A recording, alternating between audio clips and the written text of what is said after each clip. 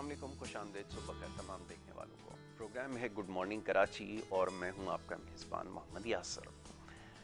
Programme में नाज़रीन बात होती है अपने मुख्तलिफ मामलात पर, मुख्तलिफ मौज़ूआत पर गुफ्तगू करते हैं। अवामी नौइयत के जो मसाइल हैं इसके ऊपर प्रोग्राम में ज़्यादा बात की जाती है और कोशिश ये होती है कि जो आपकी आरा हम तक पहुँचती है बज़रिया सोशल मीडिया या टेलीफोन कॉल्स के ज़रिए, बहुत सारे लोग पैगामात भेजते हैं, उसके ऊपर ज़्यादा से ज़्यादा प्रोग्राम में बात की जाए।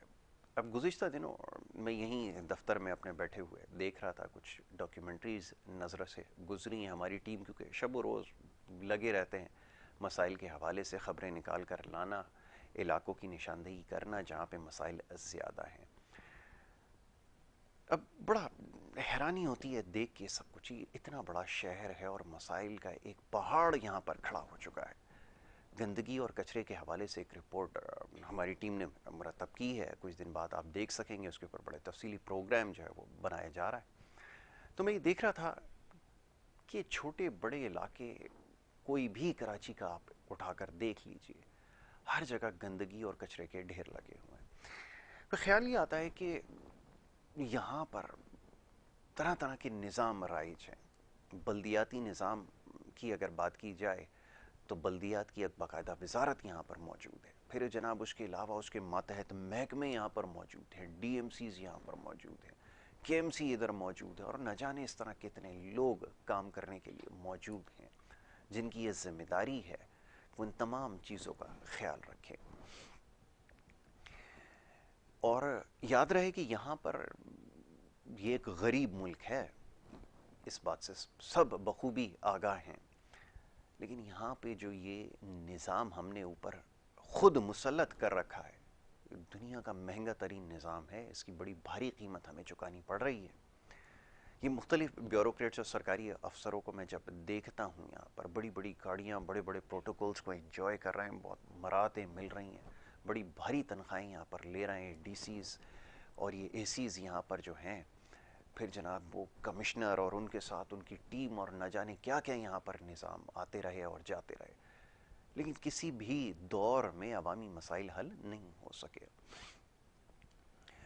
अब ये ठंडे कमरों में बैठ कर कैसे इन मसाइल को समझेंगे, कैसे इसके ऊपर काम करेंगे। और फिर एक सबसे बड़ा सवाल ये है कि क्योंकि अवामी नुमाइंदे तो हैं नहीं, अब इनसे सवाल कैसे किया जा सकता है कि ये क्या कुछ कर रहे हैं, और अगर एक मुख्तसर वक्त में अगर ये डिलीवर नहीं किया इन्होंने, अगर ये कर सके तो इनसे कौन सवाल करेगा। और उस पर अलमिया ये कि जब मैं देखता हूँ जिस तेज़ी के साथ इनकी तरक्कियाँ हो रही हैं, अक्ल हैरान रह जाती है कि क्या निज़ाम इस मुल्क के ऊपर राइज है, क्या हमने ये निज़ाम अपने ऊपर मुसल्लत कर रखा है कि ये ACs और DCs बैठे हुए हैं।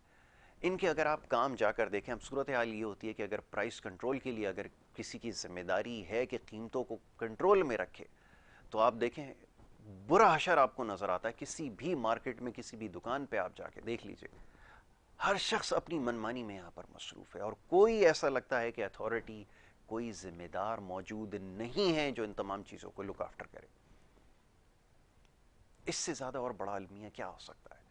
और उस पे सितम यह है, इतनी नाकिस कारकर्दगी के बावजूद भी, इतने फेल्यूअर्स के बाद भी नाकामियां ही नाकामियां हैं। जिस इदारे में आप जाके देख लीजिए जो अफसर बैठा है, एक ना खत्म होने वाला सिलसिला है नाकामियों का।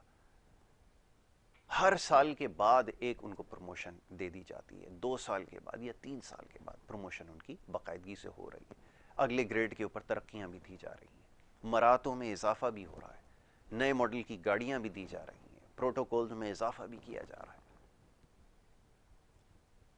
ये क्या जुल्म है, ये क्या सितम है, कौन इसके बारे में सवाल करेगा।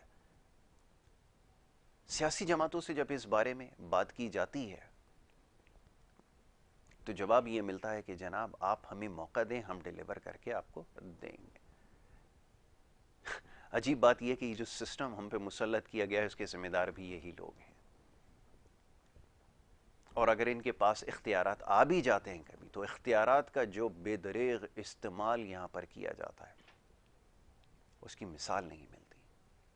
पूरी दुनिया में बल्दियाती निज़ाम राइज है और बड़ा भरपूर तरीके से काम कर रहा है, اور ایسی ایسی مثالیں ہمارے پاس یہاں موجود ہیں، ایسے ایسے لوگ موجود ہیں جنہوں نے اس نظام میں کام کر کر اپنا لوہا بھی منوایا، اپنے شہر علاقے گلی کوچے کے لیے کام بھی کیا، اپنی ملکی معیشت کو بھی مضبوط کیا، اور نہ جانے اس سے کتنے لوگوں کا فائدہ ہوا۔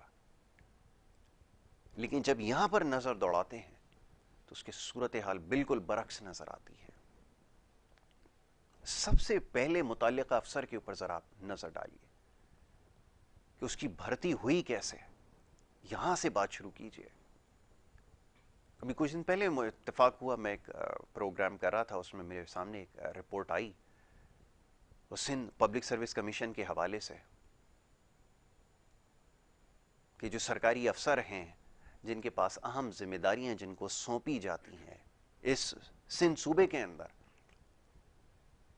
کس طرح ان کو بھرتی کیا جا رہا ہے، امتحانات کا سلسلہ کیا ہے، اس کا کیا نظام ہے، اس کے اوپر سوالات اٹھ رہے ہیں۔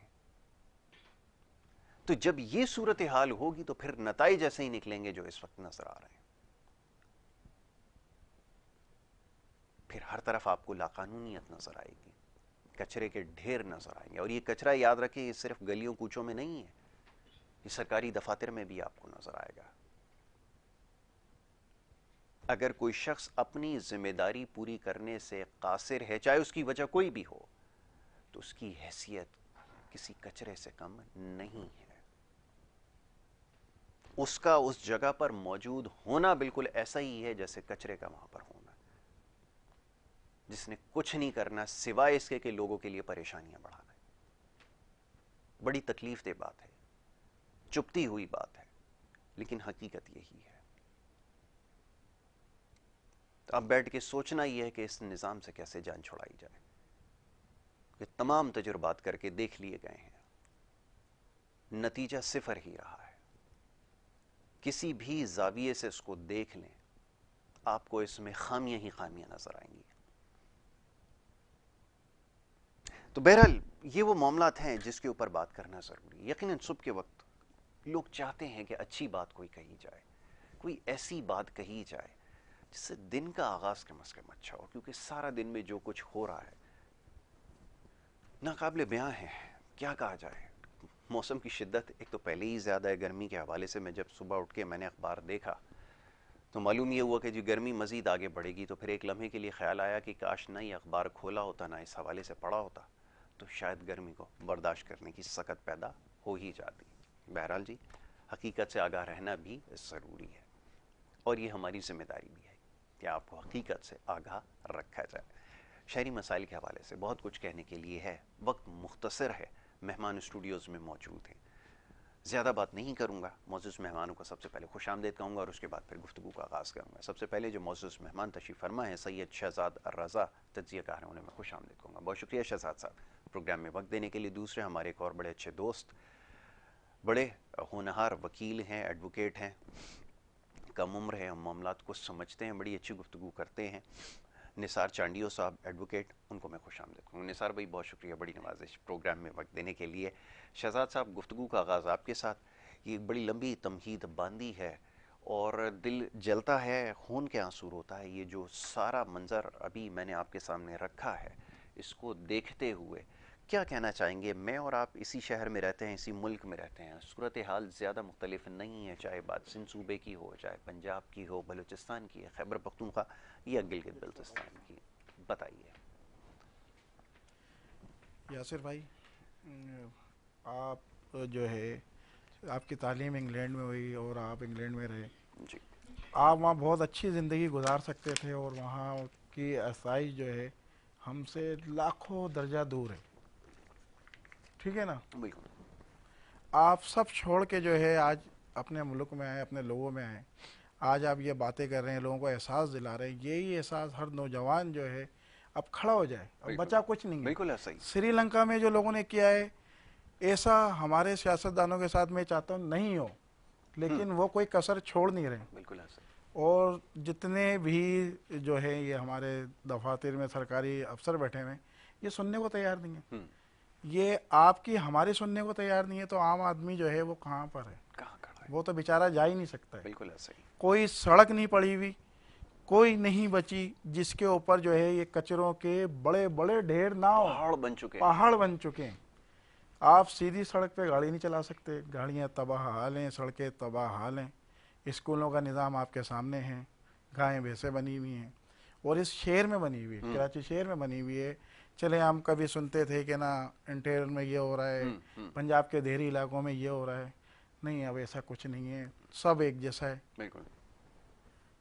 बस अब ये नौजवानों को जो है, और जो है हम लोगों को, बस अब हमारी जिम्मेदारी ये है कि अब हम जो है अपनी मदद आप जो है खड़े हों और अब इनका सामना करें। बिल्कुल ठीक है, और इसका रास्ता रोकना होगा। निसार भाई, आप मामलात को समझते हैं, दिल बहुत दुखा हुआ है जो कुछ सामने आता है शब रोज़।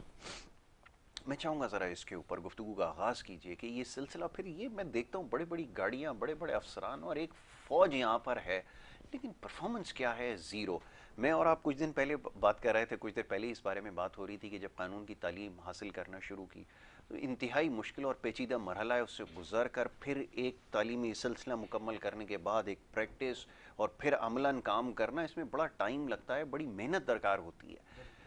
लेकिन यहाँ पर अलमिया ये कि एक अफसर पास होकर आ रहा है, उसके हवाले से केस है, भी मैं और आप डिस्कस करते हैं कुछ देर बाद, फिर उसकी भर्ती हो जाती है और जो कुछ होता है वो आपके सामने। फरमाइए यासर भाई, इसमें जो मामलात को अगर देखा जाए तो इसके पीछे एक बड़ा हमें रीज़न नज़र आएगा। क्या सबब है ये इतने बड़े मसाइल हमारे ख़त्म क्यों नहीं हो रहे? और जब भी इलेक्शन आती है तो ये नारे भी सुनते हैं, वायदे भी हमें सुनने के लिए मिलते हैं, हम उनके पीछे दौड़ते भी हैं, हाथ पांव उनके धोकर पीते भी हैं। ऐसी इतनी शख्सियत परस्ती हमें बन गई है।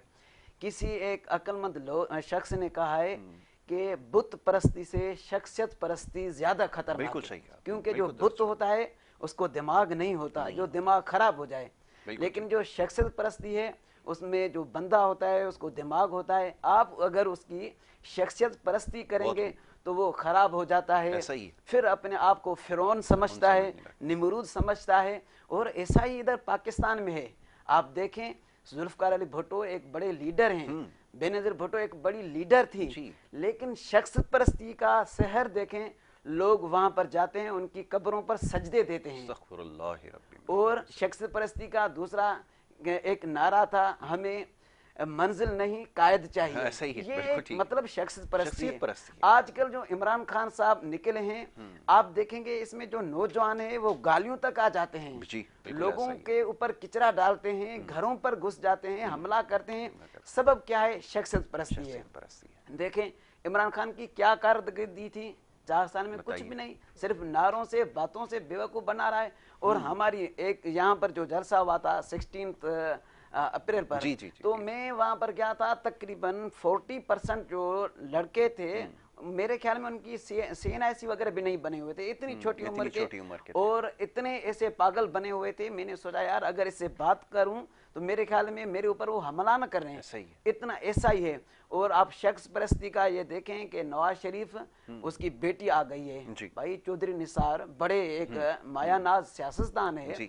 उससे अलावा और भी बड़े सियासतदान हैं, जैसे पीपल्स पार्टी में एक छोटा बच्चा बन गया है, गॉडफादर बन गया है, और इत्तेजाज अहसन जैसे लोग उनके पीछे हाथ बांधे हुए हैं। क्या करें? ये सबब है शख्स परस्ती का। यही लोग होते हैं जिनको हम पूछते हैं, इनके पीछे पड़ते हैं, इनके हवाले से कोई कारकर्दगी हम पूछते नहीं है। ये होता है कि कोई अगर PTI पर तनकीद करता है तो उसके लोग जो होते हैं पता नहीं वो क्या हाल कर देते हैं। अगर PP पर तनकीद करते हैं, कारकर्दगी पूछते हैं, पब्लिक वो एक सर्वेंट होता है, और हमें पूछना चाहिए। लॉ में एक हमारा फंडामेंटल राइट है, लेकिन होता क्या है, गालियां ही मिलती है और कुछ भी नहीं मिलता है। यही सबब है, जैसे आपने और भाई ने कहा है, भाई किचरा पड़ा हुआ है। कराची में भी इतने बड़े मसाइल को फेस करता हूँ, बड़े बड़े मसाइल होते हैं, और सारे रोड खराब हैं यार, यहीं भी जाए हमारे तो कोट सारे वो वाइट हो जाते हैं। हकीकत है, अगर इसके ऊपर कुछ न पहने तो ये सबब क्या है? सबब ये है कि हम उनका एहतसाब नहीं करते। अगर हम उनका एहतसाब करें तो ये जो ब्यूरोक्रेट हैं ये इनके मुलाजिम हैं, یہ ہماری پیسوں سے ٹیکس سے تنخواہیں لیتے ہیں. بالکل ایسا ہی. اگر ان کو پروموٹ کیا جاتا ہے تو کارکردگی بنیاد پر کیا جائے. بالکل ایسا نہیں کہ سینئرٹی وغیرہ دیکھیں بس اس کو ایک گریڈ آپ نے دے دیا, اچھی گاڑی دے دی, بھائی اس نے کام کیا کیا تھا. بالکل ایسا آپ ہی. کام دیکھیں اس کے بعد آپ کچھ دیں. اگر کام کی بنیاد پر آپ دیں گے تو لوگ کام بھی کریں گے. یہ جو بیوروکریٹس ہیں اور کام میں وہ ایک اپنی انڈیکس بھی رکھیں گے Efficiency بڑھے گی. اور میرے خیال میں کافی فائدہ ہو جائے گا. یہ چیزیں ہیں جن کو نظر رکھنا چاہیے. آپ نے سندھ پبلک سروس کمیشن کی بات کی, میں تو دیکھ رہا ہوں تقریباً 1 سال سے اس کے اوپر تو بین ہے, لیکن وہاں پر ہوتا کیا ہے, میرٹ کا قتل عام ہوتا ہے. بڑے بڑے جو چیئرمین ہوتے ہیں یا جو بڑے عہدے رکھتے ہیں سندھ پبلک سروس کمیشن میں, ان کے بیٹے ان کے خاندان اوپر آ جاتے ہیں. یار کروڑ روپے سے اوپر نوکریاں بکتی ہیں. اگر یہی پیسے دے کر لوگ آئیں گے تو وہ پیسے ہی لوٹیں گے نا, اور کیا کریں گے, وہ تو اپنے پیسے ریکور کریں گے, عوام کی خدمت نہیں ہوگی. تو سب سے پہلے ایک احتساب کا نظام ہونا چاہیے, وہ چاہے پولیٹیشین ہو چاہے بیوروکریٹ ہو. احتساب جیسے نبی اکرم صلی اللہ علیہ وسلم, ہم مسلمان ان کو فالو کرتے ہیں. آخری وقت آیا تو آقا علیہ الصلوۃ والسلام نے اپنے صحابہ سے پوچھا اگر کسی کا میرے اوپر کوئی حق رہتا ہے تو وہ مجھ سے لیں. بالکل ٹھیک ہے. نبی اکرم صلی اللہ علیہ وسلم کی ذات نے خود کو منوایا, اس لیے تو لوگ ان کے سامنے اپنے بچے بھی ڈھال کی طرح رکھ لیتے تھے کہ جو نیزہ لگ رہا ہے, تیر لگ رہا ہے, تو وہ بھی ہمارے بچوں کو لگے, ہمیں لگے. یہ نبی اکرم صلی اللہ علیہ وسلم کی ایک مثالی کردار تھا, ایک مثالی زندگی تھی. لیکن یہاں پر ہوتے کیا ہے, بڑے بڑے پروٹوکول, جیسے آپ نے کہا جو بیوروکریٹس ہوتے ہیں ان کو پروٹوکول دیا جاتا ہے. رائٹ ٹو پرسن ایک فنڈامنٹل رائٹ ہے, security to person article 9 of constitution of Pakistan ہے کہ ہر ایک بندے کو سیکورٹی دی جائے. لیکن یہاں پر سیکورٹی تو بڑے جو بیوروکریٹ ہوتے ہیں ان کو ملتی ہے, چیف جسٹس ہوتا ہے ان کو ملتی ہے, کوئی سیاستدان ہوتا ہے ان کو ملتی ہے. بھائی ان کی زندگی خطرے میں, جو لوگ پیاسے مر رہے ہیں, بھوکے مر رہے ہیں, جو گھر سے نکلتے ہیں اپنے بچوں کے لیے کچھ لینے کے لیے, وہ راستے میں وہ شہید ہو جاتے ہیں. کیا وہ انسان نہیں ہے؟ کیا ان کو right to security to person, وہ فنڈامنٹل رائٹ میں وہ نہیں مل رہا؟ آپ ان کو کیا دے رہے ہیں؟ تو یہ چیزیں ہیں, ان کو دیکھنا چاہیے. میری سب سے زیادہ جو ریکویسٹ ہے, ہماری جو ینگ ہے, ہمارے جو یوتھ ہے, یہی ریکویسٹ ہے کہ بھائی خدا کے واسطے آپ شخصیت پرستی سے نکلیں. کیونکہ 75 ایئرس تک اگر ہم پیچھے ہیں, بنگلہ دیش آگے ہو چکا ہے, سبب یہ ہے کہ ہم شخصیت پرستی کے سہر میں جکڑے ہوئے ہیں. ہم 2-3 پارٹیاں ہیں, ان کے پیچھے بھاگتے ہیں, 5 سال تک وہ کوئی کام نہیں کرتے, کسی اور کو وہ ٹائم مل جاتا ہے, پھر وہ ہم ان کی ساری کارکردگی بھول جاتے ہیں.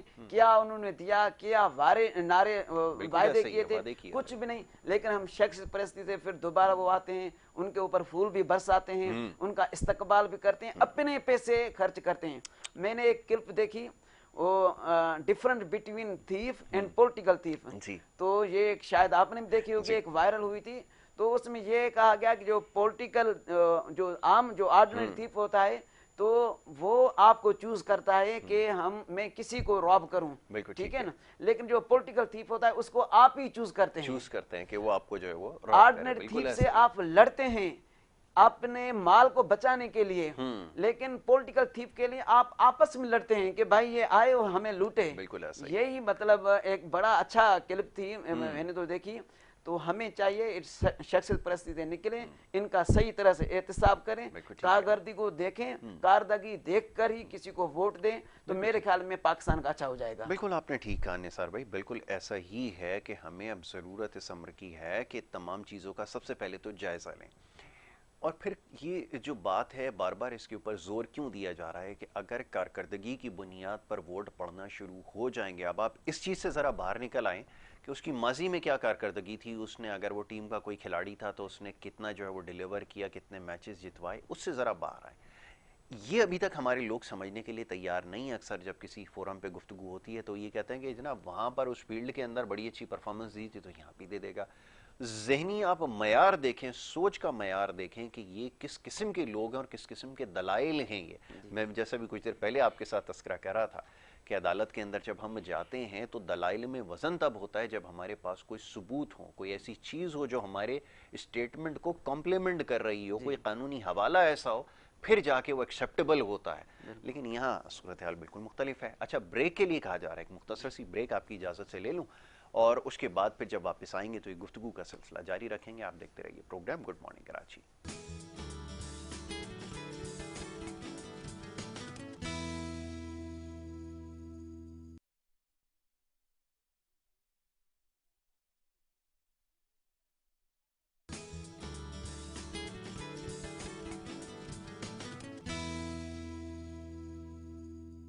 میں آپ کو ایک دفعہ پھر خوش آمدید. بریک پہ جانے سے پہلے گفتگو کا سلسلہ جاری تھا. بات ہو رہی تھی کچھ جو یہ سارا نظام ہے, کچھ سیاسی نظام کے حوالے سے, کچھ شہر کے مسائل کے حوالے سے گفتگو ہو رہی تھی. اب یہ کسی ایک شہر کی داستان نہیں ہے, یہ پورے پاکستان کی کل داستان یہی ہے. کسی بھی قصبے میں آپ چلے جائیں, کسی بھی گلی میں کوچے میں آپ چلے جائیں, آپ کو ایسی ہی صورتحال نظر آ رہی ہے. معزز مہمان یہاں پہ موجود ہیں. بریک پہ جانے سے پہلے گفتگو ہو رہی تھی اس حوالے سے. سید شہزاد رضا صاحب بھی تشریف فرما ہے. شہزاد صاحب یہ بتائیے کہ اب میں حیران ہوتا ہوں, آپ تو یقیناً آپ کے اس میں مشاہدے میں یہ چیز ہوگی, آپ جب کام کرتے ہیں, پبلک سروس کی طرف جاتے ہیں, لوگ آپ کے پاس آتے ہیں, آپ ان کی مدد کرتے ہیں, تو لوگوں کی توقعات آپ سے جو ہے وہ پیدا ہونا شروع ہو جاتی ہیں, بڑھنا شروع ہو جاتی ہیں. پھر آپ کے دل میں اور زیادہ یہ ایک لگن پیدا ہوتی ہے کہ ان کے لیے کچھ اور کیا جائے. پھر آپ اور تگ و دو میں لگے رہتے ہیں. اللہ آپ کو اسی طرح ہمت دے, آپ کرتے رہتے ہیں. تو میں یہ پوچھتا ہوں کہ آپ کے پاس کون سے اختیارات ہیں, آپ کے پاس وسائل کہاں سے آتے ہیں, آپ کے پاس وہ وقت کہاں سے آتا ہے, یہ سب کیسے ممکن ہو پاتا ہے؟ کیونکہ نہ تو آپ پروٹوکول انجوائے کر رہے ہیں, نہ آپ کی جو ہے وہ سرکاری نمبر کی گاڑی ہے, نہ اور دیگر معاملات ہیں. تو پھر یہ کیسے جذبہ پیدا ہو جاتا ہے, یہ تو ذرا فرمائیے. یاسر بھائی, سچے دل سے انسان کرنا چاہے سب کچھ کر سکتا ہے. بالکل ٹھیک ہے. اچھا, تھوڑے سے جو ہے اب آپ کو پتہ ہے کہ ملک کی معیشت کہاں ہے, تو ہم بھی کاروباری شخصیات ہیں, یہ مسائل ہمارے ساتھ بھی ہیں. تو رمضان کے اندر جس طرح ہم نے, ہمارے دسترخوان نے اور ہم لوگوں نے لوگوں کی مدد کری, اور غربت جو ہے بڑھتی جا رہی ہے. آپ نے 40 کو دینا ہے تو 400 لوگ کھڑے ہوئے آپ کے پاس لینے کے نہیں ہیں. اچھا, ایسے ایسے لوگ ہیں کہ جوان بچے جو ہے مسائل دیکھ کے بھاگ رہے, اپنے ماں باپ کو چھوڑ کے بھاگ رہے ہیں, بہنوں کو چھوڑ کے بھاگ رہے ہیں. میں تو وہ چیزیں اپنے جو ہے نا آنکھوں سے دیکھی, اور ہم سے جتنا ہو سکتا ہے ہم کرتے ہیں. اس کے بعد جو ہے ابھی بیچ میں ایسا ہو گیا کہ کچھ لوگ ایسے رہ گئے ہمارے جن کو ضرورت تھی کہ ان تک میں راشن نہیں پہنچا سکا, اور یار یہ کیسے ہو گیا. اچھا, ہمارے پاس بھی کوئی ایسے ریسورسز نہیں تھی جس میں ہم پورا کرتے. تو ریکس فاؤنڈیشن جو ہے, یہ میرا کزن ہے حذیفہ, میں نے اس سے کانٹیکٹ کیا. میں نے بولا یار ایسے ایسے مسئلہ ہے. تو بولا کتنے بیگ چاہیے؟ میں نے بولا یار تقریباً جو ہے 20 سے 25 چاہیے. اس نے 40 بیگ جو ہے اپنے گاڑی بھیجی, 40 بیگ بھیجے. پھر میں نے وہ جو ہے جو رہ گئے تھے ان تک پہنچائے, ان کی دعائیں لیں. تو بھائی اگر آپ جذبہ پیدا کرو گے تو اللہ جو ہے مدد کرنے والا ہے. اس نے وعدہ کیا ہے کسی کو بھوکا نہیں سلاتا. ان لوگوں نے جو یہ ہمارے, جنہوں نے ہمارے اوپر کچرا مسلط کر دیا ہے, نوجوانوں کو وہ کسی اور طرف لے کے جا رہے ہیں, تشدد کرتے ہیں. تشدد کے بعد جب ان کے نشوں میں لگ جاتے ہیں, پھر اس کے بعد ظاہر, پھر اس کے بعد جو ہے وہ چوریاں ڈکیتیوں کی طرف. دیکھو ہم لوگ سیف نہیں ہیں اس ملک میں. چلیں ہم ٹیکس پے کرتے ہیں تو ہمیں کوئی فیسلٹیز تو ہونا چاہیے, وہ بھی نہیں ہے. آئے دن وارداتیں, آئے دن حادثات جو ہیں آپ دیکھ رہے ہیں کہ تیزی سے ہو رہے ہیں. اچھا, ہم اس شعبے سے ہوئے, آپ نے جو ہے یہ جو 2-3 سال جو پچھلے گزرے ہیں, 4 سال, اس میں خودکشیوں کی شرح آپ نے دیکھی کتنی بڑھ گئی ہیں. تو یار اب یا تو پھر ہم بھی جو ہے نا اپنا بوریا بستر باندھ کے جو کاروبار ہمارا ہے اس کو جو ہے نا لپیٹ کے کہیں جا کے باہر شفٹ ہو جاتے ہیں, ہم بھی کر لیتے ہیں. لیکن پیچھے کیا ہوگا؟ ایسا ہی. تو بھائی اب جو ہے خود کھڑا ہونا پڑے گا. اور کوئی ڈنڈے کے ساتھ کھڑا ہوتا ہے, میں تو بولتا ہوں وہ بھی ہو, کیونکہ ان لوگوں نے مجبور کر دیا ہے نوجوانوں کو کہ بس اپنے پیچھے لگا کے رکھا ہوا ہے, نعرے لگا رہے ہیں. 5 سال ہوتے پورے نہیں ہیں, وہ جو ہے نا بس, ارے بھائی آپ کام کریں, لوگ آپ سے توقع لا کے بیٹھے ہیں. آپ جو ہے وہ پچھلے کی گناتے رہتے ہیں.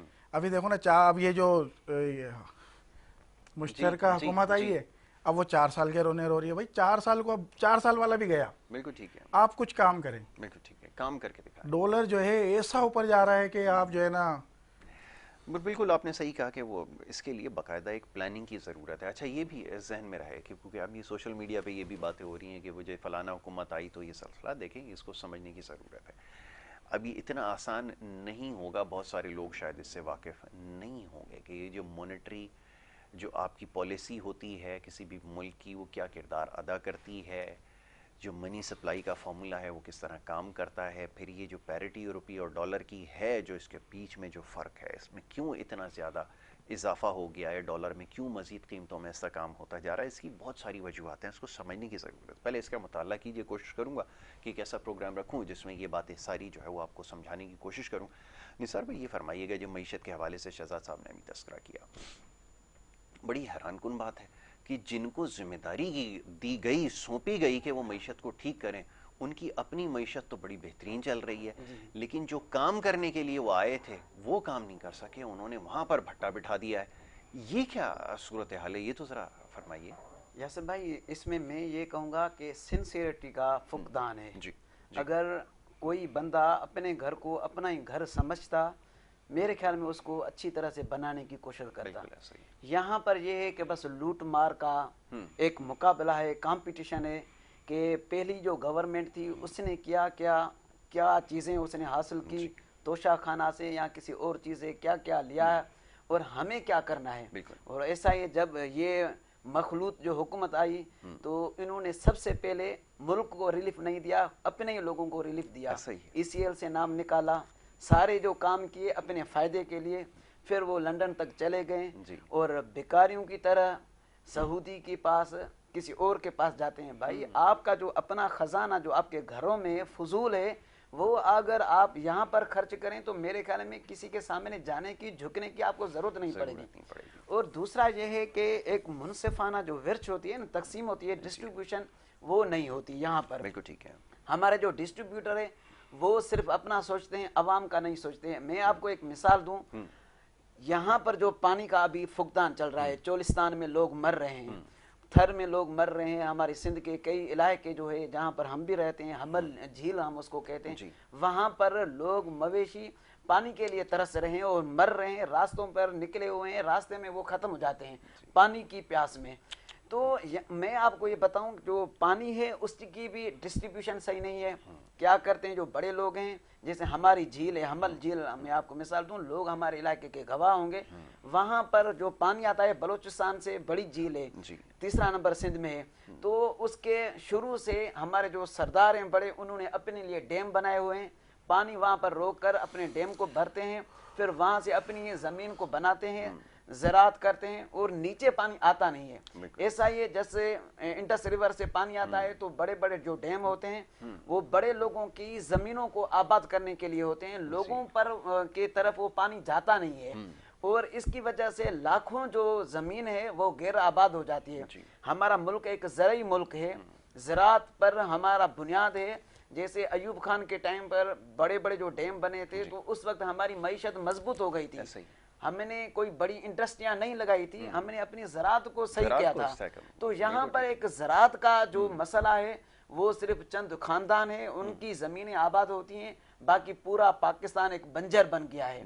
تو یہ جو ڈسٹریبیوشن ہے یہ صحیح ہونا چاہیے. اس میں یہ ہوتا ہے کہ زمین ان لوگوں کی آباد ہوتی ہے, پھر ان کے خزانے بھر جاتے ہیں اور لوگ پھر ان کے بنگلوں پر جاتے ہیں, ان کے سامنے کوئی راستہ ہوتا نہیں ہے, مجبوراً جو ینگ ایج ہوتی ہے ضرور ان کو گھر بھی چلانا ہوتا ہے. جیسے بھائی نے کہا کہ بھائی وہ پریشان ہوتی ہے, گھر کو چھوڑ کر بھی نکل جاتے ہیں, تو گھر چلانے کے لیے ان بڑوں کے سامنے وہ جھکتے ہیں, سارا دن ان کے پیچھے نعرہ بھی لگاتے ہیں. تو میرے خیال میں جو ڈسٹریبیوشن ہے اس کو صحیح بنانا چاہیے. ٹھیک ہے. ہماری بجٹ ہے, جیسے آپ نے کہا کہ وہ اگر سندھ پولیس کے لیے آتی ہے تو پہلے IG, پھر DIG, پھر SSP لیول, وہاں پر وہ سارا جو خزانہ ہوتا ہے یا بجٹ ہوتی ہے ختم ہو جاتی ہے. نیچے کے جو لوگ ہوتے ہیں پھر وہ عوام کو لوٹ مار کرتے ہیں, وہاں سے ہی پیسے نکالتے ہیں, کسی سے 100 روپیہ, کسی سے 1000 روپیہ. ایسا یہ ہماری جو بجٹ ہوتی ہے ایک تو ہماری ایک دفاع پر جاتی ہے, تو میرے خیال میں دفاع سے زیادہ لوگوں کو پیٹ کی ضرورت ہوتی ہے. آپ ان کو تحفظ دیں, تحفظ دینے سے پہلے کم سے کم ان کو ان کے پاس کچھ کھانے پینے کے لیے ہو. اگر نہیں ہوتا تو وہ لوگ کیا کریں گے, نکلیں گے. جیسے ایک رات میں نے ویڈیو دکھا ہے, پولٹری جو فارم تھا وہاں پر ایک حملہ ہو گیا. یہ ایک خانہ جنگی کا پھر مال ہو جاتا ہے جیسے سری لنکا میں ہو گیا ہے. تو ایسا ہی ہونا چاہیے کہ جو ڈسٹریبیوشن ہے وہ صحیح ہونی چاہیے, پھر اس کی دیکھ بھال بھی ہونا چاہیے کہ ہم نے جو یہ بجٹ رکھی تھی کہاں پر خرچ ہوئی, اور ہم جس محکمے کے لیے بجٹ رکھ رہے ہیں وہاں پر اس کی اتنی ضرورت ہے بھی یا نہیں, یا کوئی اور محکمہ ہے, شعبہ ہے جہاں پر ہم دیں اور عوام کو ریلیف مل سکے. تو یہ ایسا ہونا چاہیے. اگر یہ نہیں کرتے تو میرے خیال میں اللہ پناہ دے سری لنکا جیسا ماحول ہو جائے گا, پھر یہ بھی نہیں بچیں گے, ان کا بھی گھر تباہ ہو جائے گا.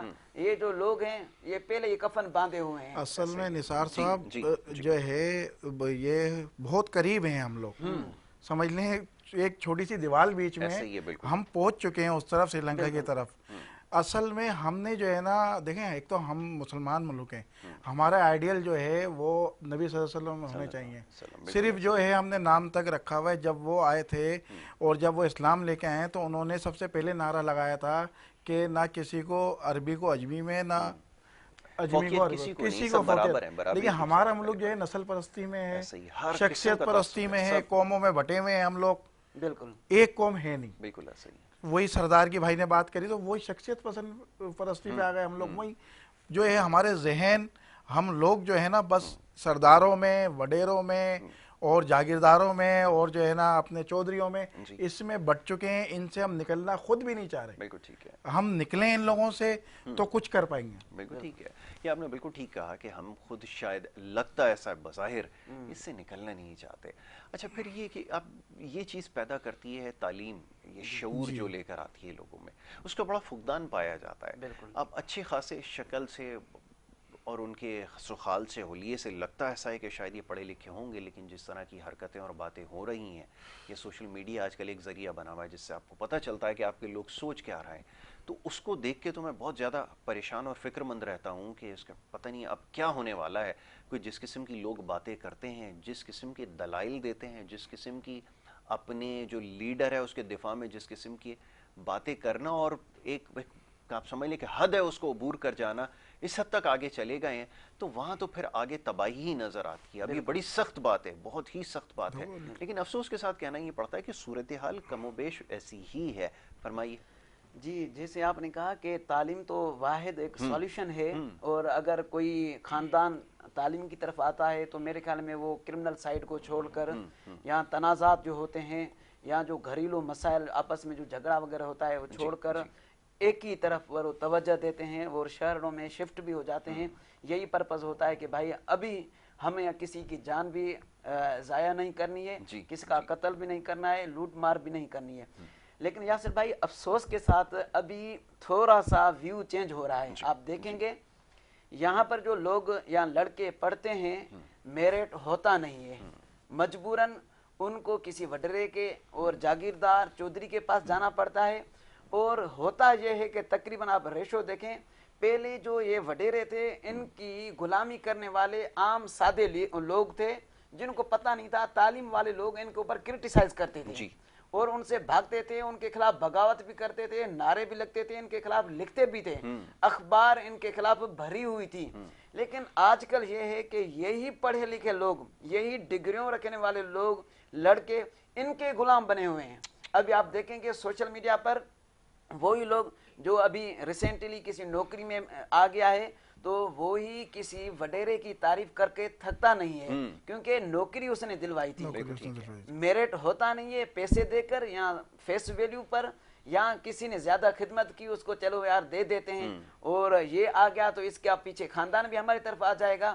ایسا ہی ہوتا ہے. جو پڑھے لکھے لڑکے ہیں ابھی میں دیکھتا ہوں, میرے بھی کافی جاننے والے ہوتے ہیں, تقریباً ان کے سائیڈ میں چلے گئے, ان کی تعریف کرتے ہیں, لوگوں پر یہ تنقید بھی کرتے ہیں, گالیاں بھی دیتے ہیں. جو پڑھا لکھا جس کے ساتھ یہ مطلب اس کی نہیں ہونی چاہیے اس طرح کی طبیعت, لیکن وہ رکھتے ہیں, جاہلوں کی طرح وہ کسی کے خلاف ہو جاتے ہیں اور وڈیرے کی تعریف کرتے ہیں, ان کے پیچھے پڑتے ہیں. میں نے تو دیکھا ہے अच्छे अच्छी नौकरी वाले जो डॉक्टर हैं या किसी अच्छे महकमे में शोबे में जो पहले किसी को देखते नहीं थे, ऐसे वडेरे को वो घास भी नहीं देते थे, लेकिन अभी उनके साथ सेल्फियां बना रहे हैं, खुश हो रहे हैं, फिर कहते हैं कि विद बॉस। ये मतलब ये होना नहीं होना चाहिए। तालीमी वाहिद सॉल्यूशन है। हमें क्या करना है, हम जो हमारे नौजवान लड़के हैं उनको चाहिए अपनी तालीम पर फोकस दें, मेरिट की कोशिश करें कि भाई हमें मेरिट पर ही सिलेक्ट होना है। अगर कोई बंदा ये कहता है कि भाई मुझे आप 50 लाख या 60 लाख रुपए दें, मैं आपको नौकरी दिलवाता हूं, इससे वो इनकार करें, वो ये कहें कि यार ये हमारे ज़मीर के खिलाफ है। अगर ऐसा करेंगे तो मेरे ख्याल में ऐसी ऑफर करने वाले आस्ता आस्ता खत्म हो जाएंगे, फिर उनकी जो औताकें हैं वो भी गैराबाद हो जाएगी। क्योंकि मेरिट पर अगर कोई तरजीह देता है तो वो आगे चलकर ही किसी की खिदमत भी कर सकता है और वो पैसे रिकवर करने की कोशिश नहीं करता, क्योंकि वो किसी को पैसे उसने दिए ही नहीं थे। तो यही होना चाहिए, नौजवानों को चाहिए कि जब भी कोई ऑफर करे कि भाई आप मुझे पैसे दें, मैं आपको नौकरी दिलवाता हूं, इनकार करें। ये कहे कि भाई ये मेरे ज़मीर के खिलाफ है, मैं कोशिश करूंगा, ज्यादा अल्लाह पर मेरी तवक्कल है। अल्लाह ताला किसी को फतवक्कल अलल्लाह इन्नल्लाह युहिब्बुल मुतवक्किलीन, अल्लाह ताला की एक आयत है सूरत आल इमरान में कि अल्लाह पर आप तवक्कल करें।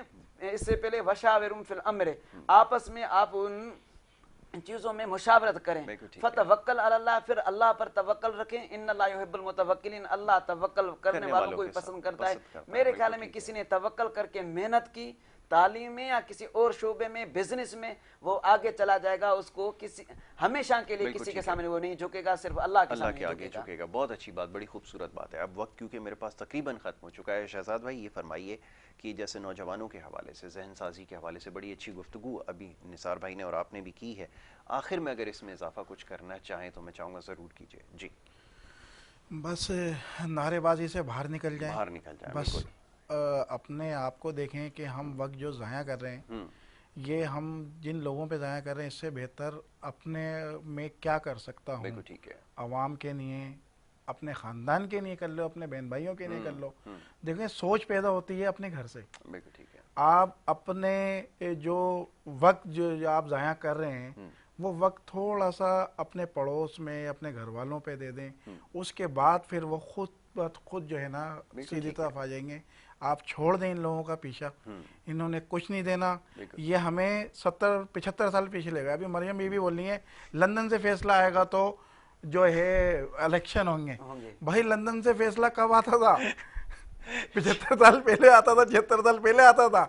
अब दोबारा आप वहाँ लेके जा रही है। भाई ये सोचें इन लोगों की, निकल जाएं भाई, निकल जाएं। बिल्कुल ठीक। चलें, बहुत शुक्रिया सैयद शहजाद रज़ा आपका कि आपने प्रोग्राम में वक्त दिया। निसार भाई आपका बहुत शुक्रिया। एडवोकेट निसार चांडी हमारे साथ यहाँ पे मौजूद थे। बड़ी अच्छी गुफ्तगू दोनों मौजूद मेहमानों ने की है, ख़ास तौर पे किरदार के हवाले से कि किरदार साजी कैसे जो है वो की जाए और जहन साजी के ऊपर काम करना है, मामलात को समझना होगा। बार बार और हर बार यही बात करता हूँ कि बैठ के सोचें ज़रूर, सोच में तब्दीली लेकर आएँ। और ये जो शख्सियत परस्ती का अंसर है, ये बहुत सारी कौमों की तबाही का बाइस बना है। इससे अब बाहर आना होगा। सोचें ज़रा इसके बारे में। एक ब्रेक ले रहे हैं और ब्रेक के बाद जो हमारा दूसरा सेगमेंट है आपकी सेहत के हवाले से, वो जारी रहेगा। आप देखते रहिए प्रोग्राम गुड मॉर्निंग कराची।